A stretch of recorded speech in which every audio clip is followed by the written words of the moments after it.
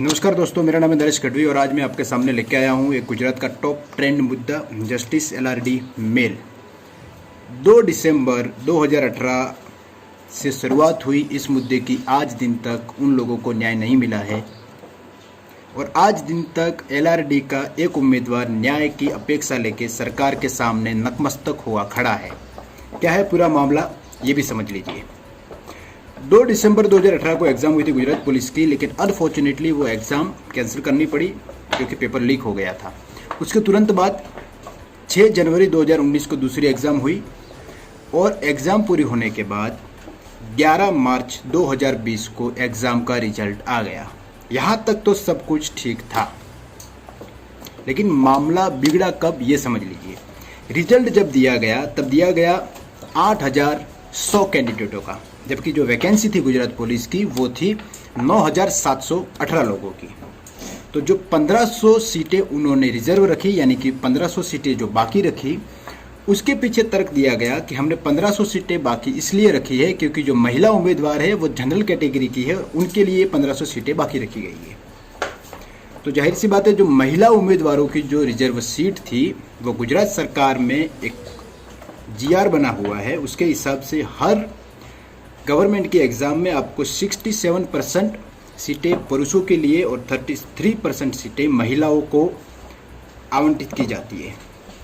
इस एग्ज़ाम में जो 1500 सीटें उन्होंने बाकी रखी, उसके सामने ओबीसी, एसटी और एससी कम्युनिटी के लोग सामने आ गए। उन्होंने बोला कि ये हमारे साथ अन्याय हो रहा है। इसके लिए उन्होंने 71 दिन तक गांधीनगर में आंदोलन किया। सरकार ने मध्यस्थता की और इसका निर्णय ये निकला कि सरकार को आनन फानन में 2485 सीट महिलाओं के लिए बढ़ानी पड़ी और उप मुख्यमंत्री नितिन पटेल ने मीडिया के सामने आके इस बात का ऐलान कर दिया। लेकिन उसके बाद जो एलआरडी के मेल कैंडिडेट है, उन्होंने इस बात को लेकर आपत्ति जताई। उन्होंने कहा कि आप अगर महिलाओं की सीटों को बढ़ा रहे हैं तो आपको पुरुषों के सीटों के में भी बढ़ोतरी करनी पड़ेगी, क्योंकि भारत का संविधान उनको ये हक देता है। तो कौन सा भारत का संविधान है या कौन सा आर्टिकल जो उनको यही हक देता है, ये समझ लीजिए। आर्टिकल 14 यानी कि समानता का अधिकार। भारतीय संविधान के भाग 3 में मौजूद समानता का अधिकार में आर्टिकल 14 के साथ ही अनुच्छेद 15 भी जुड़ा हुआ है। इसमें कहा गया है कि राज्य किसी नागरिक के खिलाफ सिर्फ धर्म, मूल, वंश, जाति, लिंग, जन्मस्थान या इनमें से किसी के आधार पर कोई भेद नहीं करेगा। तो यहाँ पे तो आपने उनके साथ अव्यवहार कर दिया, क्योंकि आपने सिर्फ महिलाओं की सीटें बढ़ोतरी की और पुरुषों की नहीं की। देखिए आर्टिकल 15 क्या कहता है। जो धर्म, जाति, लिंग या जन्मस्थान के आधार पर भेदभाव को रोकता है। भारतीय संविधान सभी नागरिकों को मौलिक अधिकारों के रूप में समानता का अधिकार देता है। आपने यहाँ पे समानता का अधिकार भी नहीं दिया, क्योंकि अगर आप समानता का अधिकार देते तो इनको 67% सीटें आवंटित करते और महिलाओं को 33% सीटें आवंटित करते। आपको इतनी सीटें बढ़ोतरी करनी पड़ती। देखिए आर्टिकल 16 क्या कहता है। राज्य के अधीन किसी पद पर नियोजन या नियुक्ति के संबंधित विषयों में सभी नागरिकों के लिए अवसर की समानता होगी।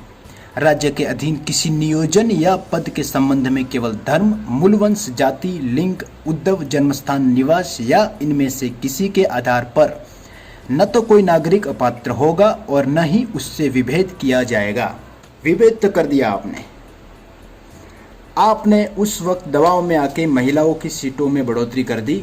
हालांकि एलआरडी उम्मीदवार को कोई प्रॉब्लम नहीं है कि आपने महिलाओं की सीटों में कितनी बढ़ोतरी की। उनको प्रॉब्लम है कि आपने उनकी सीटों में बढ़ोतरी क्यों नहीं की। और इसीलिए आज 5,500 से 6,000 युवा सरकार के सामने हर दिन, चाहे ट्वीट्स हो, चाहे ईमेल्स हो या फिर चाहे किसी भी तरह से मैसेज पहुंचाने की कोशिश करते हैं। सरकार से ये दरख्वास्त है कि उन्होंने जो ये अन्याय किया है एलआरडी के मेल उम्मीदवारों के साथ, उनके साथ न्याय किया जाए। हो सके इतना जल्दी किया जाए। और वो युवा आखिर है तो गुजरात का ही, और गुजरात में ही वो आपसे जॉब मांग रहा है, उसका अधिकार मांग रहा है, क्योंकि वो अधिकार भारत के संविधान ने उसको दिया है।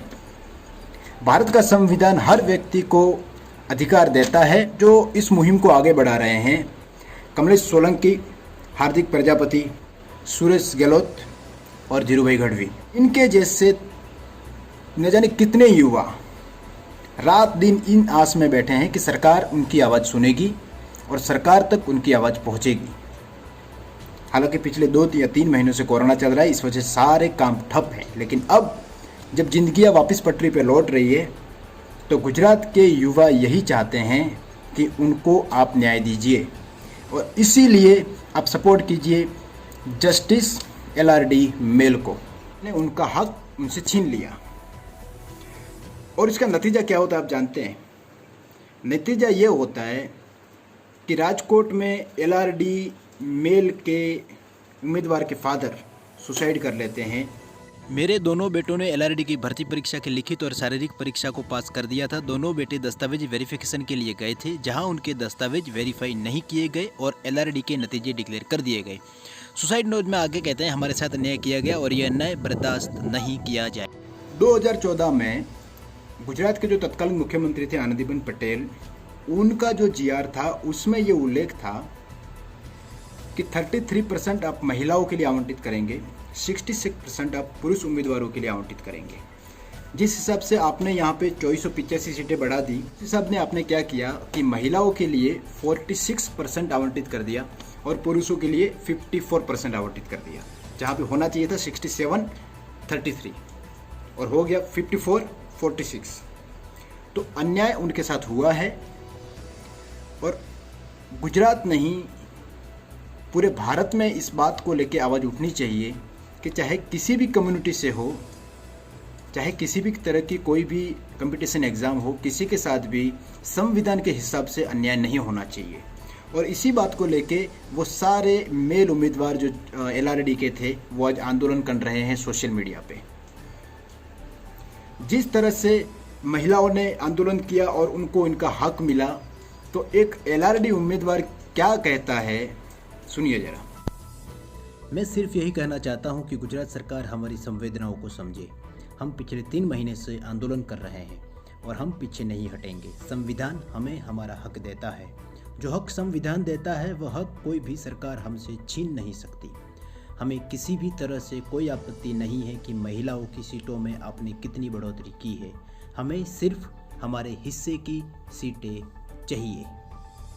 मैं आपकी जानकारी के लिए बता दूं, पिछले 5 सालों में गुजरात में 28 एग्ज़ाम कैंसिल कर दी गई है। जो कंपटीशन एग्ज़ाम थी 28 एग्ज़ाम कैंसिल कर दी गई और हाल ही में सचिवालय की एग्ज़ाम को पेपर लीक हुआ या फिर हो सकता है पेपर में कुछ खामियां थी, एग्ज़ाम हुई उसके बाद गवर्नमेंट ने रद्द कर दिया। तो मुद्दा है कि गवर्नमेंट उन लोगों की बात सुन नहीं रही है जो लोग गुजरात का भविष्य है। और गुजरात गवर्नमेंट से LRD उम्मीदवार यही चाहता है कि आप जिस हिसाब से 2584 सीटों की बढ़ोतरी करते हैं उसी हिसाब से हमारी भी 5050 सीटों की बढ़ोतरी कीजिए और हमारे साथ आप न्याय कीजिए, क्योंकि आपने यहाँ पे इक्वलिटी नहीं रखी।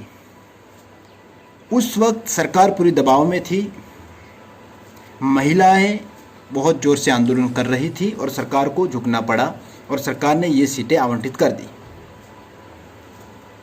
हालांकि पुरुष उम्मीदवार जो LRD के हैं, इन्होंने हाल ही में आवेदन देने शुरू कर दिए हैं हर जिले के कलेक्टर को कि हम 15 जून से हम भी आंदोलन करेंगे और जब तक उनको उनका हक नहीं मिल जाता है तब तक वो इसी तरह से चाहे सोशल मीडिया हो या फिर चाहे ज़मीन पे आंदोलन करते रहेंगे। तो एक LRD उम्मीदवार सरकार से चाहता है कि उनको उनकी हक की सीटें आवंटित की दी जाए। इसी बात के साथ मैं नरेश गढ़वी आपसे अनुमति लेता हूँ। मिलेंगे किसी नए टॉपिक के साथ एक नई वीडियो में, तब तक के लिए जय हिंद। अगर वीडियो अच्छा लगा हो तो चैनल को सब्सक्राइब जरूर करें। किसी सोशल मीडिया पर अगर ये वीडियो देख रहे थे तो वीडियो को ज़्यादा से ज़्यादा शेयर करें और #जस्टिस LRD मेल को ज़्यादा से ज़्यादा प्रमोट करें।